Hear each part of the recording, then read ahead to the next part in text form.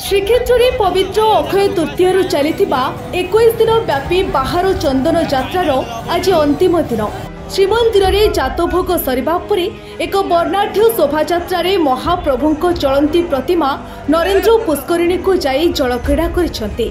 भौरी रे महाप्रभु चलती प्रतिमा जलक्रीड़ा करथिबा बेले हजार हजार भक्तों गहन द्वादश यात्रा मध्यरु अन्यतम एही यात्रा शांति श्रृंखलार सह शेष होइछि। दोलीच दोलगोविंद चापिश्च मधुसूदन रथितु वामनंद्रष्टा पुनर्जन्म नविद्यते अर्थात चापरे भक्त मधुसूदन रूपरे महाप्रभु को दर्शन कले पुनर्जन्म हुए नहीं।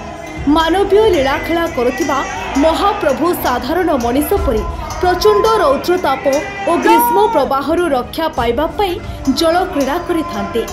अक्षय तृतीया तिथि महाप्रभु बाहर चंदन यात्रा आरंभ होइथिला। 21 दिन व्यापी बाहर चंदन यात्रार आज अंतिम पर्व।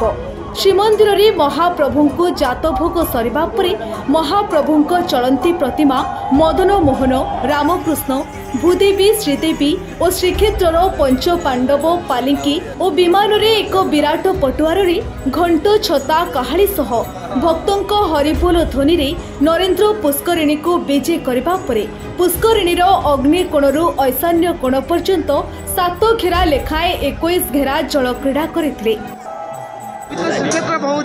भौरी कालिया शांत आज भौरी जातरे आसीचंती नरेंद्र सरोवर नौका विहार लीला त्रिजगते शोभा संभार वेला नौका विहार करिवे मणि विमान रे विराजमान करी राम कृष्ण बेनी भाई आगे चढ़ंती चहल पकाई मदन सुंदर भूदेवी श्रीदेवी रामकृष्ण पंच पांडवादी विग्रह माने महाडंबर पटुआर रे घंट शंख मृदंग कहाड़ कड़ाम गीतम च नृत्यम तथा महाडंबर रे नरेंद्र सरोवर रे विराजमान करी सुनंदा वैराटिका चापद्वय विराजमान करी नौका विहार लीला त्रिजगते शोभा संभार वेला नौका विहार करिवे जल क्रीड़ा करिवे बेश श्रृंगार हेबे मांडुओ केड़ी कदम्ब भोजन करिवे रात्र काल रे चका चका भौरी जात हेबो अगणित भक्त मानंकु चर्म चक्षुरे दर्शन देवे जे कई व्यक्ति मधुसूदन रूपी भगवान ब्रह्म को आज चापरे दर्शन करे से साजुज्य मुक्ति प्राप्त होइता। पवित्र श्रीक्षेत्र भौरी अवसर रे समग्र बड़दाण्डरे सृष्टि होइतिला भक्तिमय परिवेश। श्रीमंदिर ठारो नरेंद्र पुष्करिणी और नरेंद्र पुष्करिणी चतुर्पार्श्वरे भक्तों गहली लागितिला।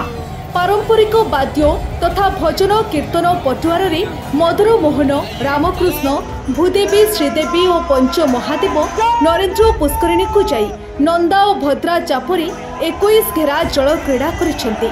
सिंहद्वार ठारू बड़दाण्ड मार्केट छक और नरेंद्र पुष्करिणी समेत विभिन्न प्रवेश पथरे शांति श्रृंखला रक्षा पाई पुलिस मुतयन करा जायथिला। चंदन चकड़ा को श्रीमंदिर प्रशासन पक्षरु सुसज्जित करा जायथिला। सुसज्जित नंदा और भद्रा चापरे महाप्रभु चलती प्रतिमा राति पर्यंत जल क्रीड़ा करिसेंती। आसंता काली महाप्रभु कौनसी जल क्रीड़ा हेबो नाही, केवल हलदी पानी नीति अनुष्ठित हेबो। एहापरे पुनश्च 21 दिन व्यापी श्रीमंदिर भितरे महाप्रभु भीतर चंदन यात्रा अनुष्ठित हेबो।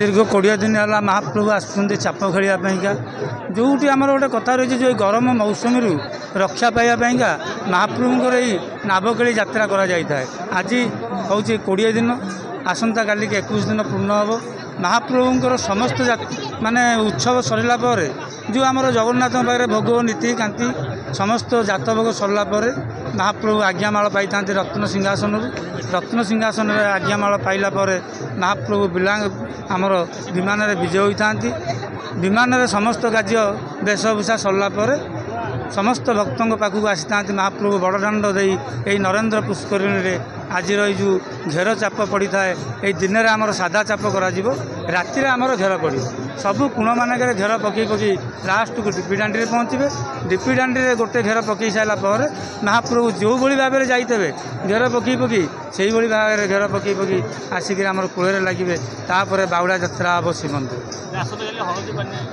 आसंता काली महाप्रभुंर हलदी पानी आज जो भाव में नीतिकांति सरला महाप्रभु आसी चंदन मंडप को ठीक काली से समस्त नीतिकांति सरला महाप्रभु चंदन मंडप को आसवे और काली रातिर चाप ना दिन में महाप्रभु गोटे घेरा चाप कर सारापर हलदी पानी खेल हम चाप उपर हलदी पानी खेल सारापर मांडुआ भोग खाया जी महाप्रभु चंदन मंडप।